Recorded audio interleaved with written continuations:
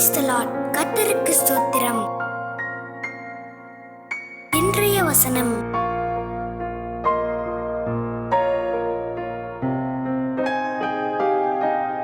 எபேசியர் 5:14 முதல் 21 வசனங்கள்.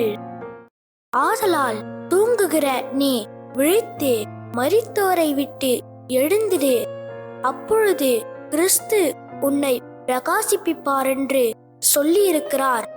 ஆனபடியினாலே நீங்கள் ஞானமற்றவர்களைப் போல நடவாமல் ஞானமுள்ளவர்களைப் போல கவனமாய் நடந்து கொள்ள பார்த்து, நாட்கள் பொல்லாதவைகளானதால் காலத்தை பிரயோஜனப்படுத்திக் கொள்ளுங்கள்.